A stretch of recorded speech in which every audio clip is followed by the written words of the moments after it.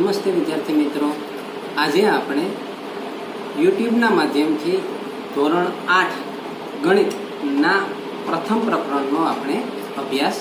પ્રકરણની શરૂઆત કરતા પહેલા આપણે કયા મુદ્દાઓનો અભ્યાસ કરવાનો છે તેના વિશે જાણીએ. આ પ્રકરણમાં સૌપ્રથમ આપણે સમય સંખ્યા કોને કહેવાય તેના વિશે જાણીશું. ત્યારબાદ સમય સંખ્યાના ગુણધર્મ વિશે અભ્યાસ કરીશું. અગાઉના ધોરણોમાં આપણે પ્રાકૃતિક સંખ્યા, પૂર્ણ સંખ્યા, પૂર્ણાંક સંખ્યા ના ગુણધર્મોનો અભ્યાસ કર્યો છે. આ પ્રકરણમાં આપણે સમય સંખ્યાના ગુણધર્મનો અભ્યાસ કરવાનો છે. સંવૃત્તાનો ગુણધર્મ, ક્રમનો ગુણધર્મ, જૂથનો ગુણધર્મ, વિભાજનનો ગુણધર્મ, એકનું અસ્તિત્વ, શૂન્યનું અસ્તિત્વ, વિરોધી સંખ્યા, વ્યસ્ત સંખ્યા, આવા ગુણધર્મોનો આપણે અભ્યાસ કરવાનો છે. ત્યારબાદ આપણે સમય સંખ્યાનું સંખ્યા રેખા ઉપર કેવી રીતે નિરૂપણ કરી શકાય તેની સમજ મેળવીશું. અને છેલ્લે બે સમય સંખ્યાઓ વચ્ચેની સમય સંખ્યા કેવી રીતે મળે તે આપણે જાણીશું. આપણે આ પ્રકરણની રૂપરેખા જોઈ. હવે આપણે અગાઉના ધોરણમાં આવતી સંખ્યાઓ પ્રાકૃતિક સંખ્યા, પૂર્ણ સંખ્યા અને પૂર્ણાંક સંખ્યાઓને શીખી ગયા છે. તેને યાદ કરી લઈએ. પ્રાકૃતિક સંખ્યાને અંગ્રેજીમાં નેચરલ નંબર કહે છે, જેને ટૂંકમાં n થી દર્શાવાય છે. પ્રાકૃતિક સંખ્યામાં બધી જ ધન પૂર્ણાંકનો સમાવેશ થાય છે, એટલે કે 1, 2, 3 એમ અનંત સુધી. બીજું જોઈએ પૂર્ણ સંખ્યા. પૂર્ણ સંખ્યાને અંગ્રેજીમાં હોલ નંબરથી ઓળખીએ છીએ, જેને ટૂંકમાં W થી દર્શાવાય છે. પૂર્ણ સંખ્યામાં ધન પૂર્ણાંક ઉપરાંત શૂન્યનો સમાવેશ થાય, એટલે કે 0, 1, 2, 3 એમ અનંત સુધી. આના ઉપરથી આપણે કહી શકીએ કે સૌથી નાની પ્રાકૃતિક સંખ્યા 1 છે, જ્યારે સૌથી નાની પૂર્ણ સંખ્યા 0 છે.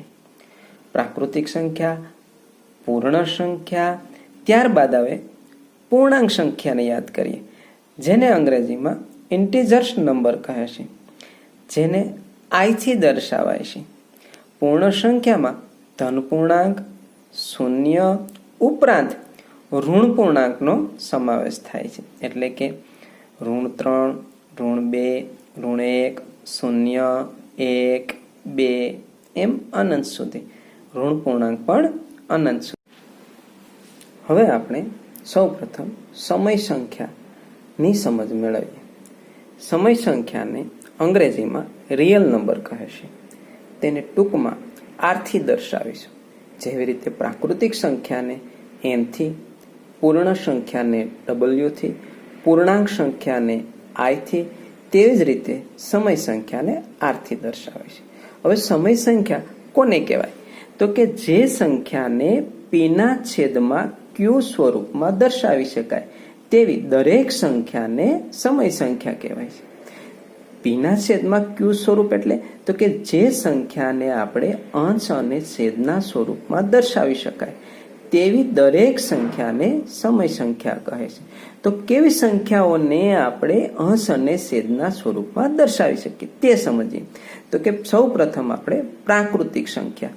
તો પ્રાકૃતિક સંખ્યા છે તેને પણ આપણે અંશ અને છેદના સ્વરૂપમાં દર્શાવી શકીએ છીએ.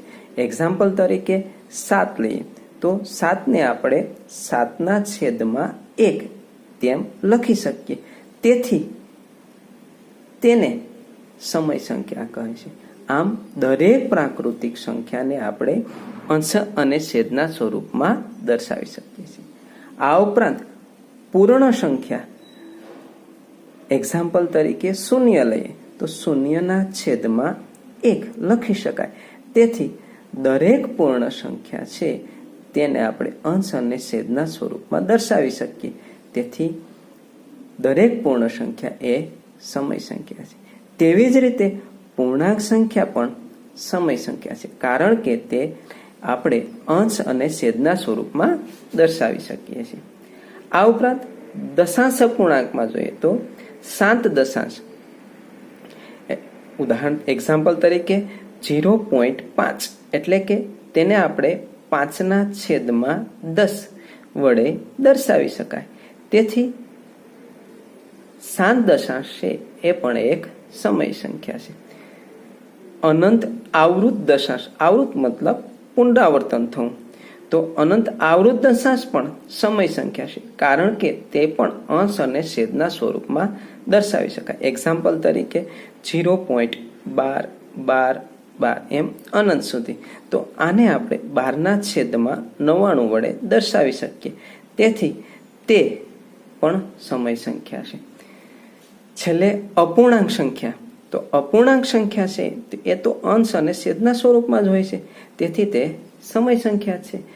તો આમ સમય સંખ્યામાં પ્રાકૃતિક સંખ્યા, પૂર્ણ સંખ્યા, પૂર્ણાંક સંખ્યા, દશાંશ અપૂર્ણાંકમાં શાંત દશાંશ અને અનંત આવૃત દશાંશ ઉપરાંત છેલ્લે અપૂર્ણાંક સંખ્યાઓનો સમાવેશ થાય છે.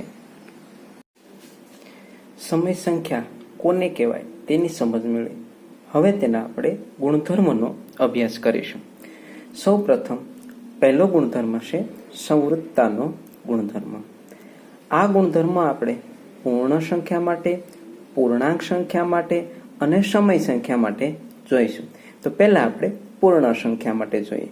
તો પૂર્ણ સંખ્યા માટે પહેલા સરવાળાની ક્રિયા માટે, તો કે કોઈ પણ બે પૂર્ણ સંખ્યાનો સરવાળો કરીએ, જો પૂર્ણ સંખ્યા જ મળે તો તે સંવૃત છે તેમ કહેવાય. એટલે આપણે પૂર્ણ સંખ્યા છે એનો સરવાળો કરીએ તો પૂર્ણ સંખ્યા જ મળે. ઉદાહરણ તરીકે 5 + 2 તો 7 મળશે. 7 એ પૂર્ણ સંખ્યા છે. તેથી કહી શકાય કે સરવાળાની ક્રિયા માટે આ ગુણધર્મ સંવૃત છે. હવે આપણે બીજું જોઈએ બાદબાકીની ક્રિયા માટે. તો ઉદાહરણ તરીકે 2 - 5, તો 2માંથી 5ને બાદ કરીએ તો ઓછા રહેશે, તો એ પૂર્ણ સંખ્યા નથી. તેથી આપણે કહી શકીએ કે બાદબાકીની ક્રિયા માટે સંવૃત નથી. ત્યારબાદ આપણે ગુણાકારની ક્રિયા જોઈએ. તો ગુણાકારની ક્રિયા માટે 2 × 5 = 10 થાય છે. તો 2 પણ પૂર્ણ સંખ્યા છે, 5 પણ પૂર્ણ સંખ્યા છે અને એનો જવાબ જે 10 મળે છે એ પણ પૂર્ણ સંખ્યા છે. તેથી કહી શકાય કે તે સંવૃત છે. ભાગાકારની ક્રિયા માટે જોઈએ તો 3/2, તેથી 3/2 જે પૂર્ણ સંખ્યા નથી. આથી કહી શકાય કે ભાગાકારની ક્રિયા માટે સંવૃત નથી.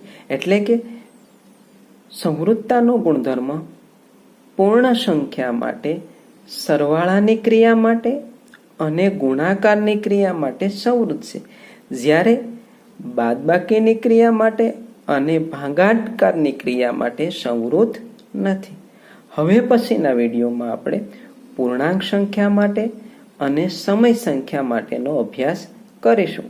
આ ઉપરાંત બીજા ગુણધર્મોનો પણ અભ્યાસ કરીશું.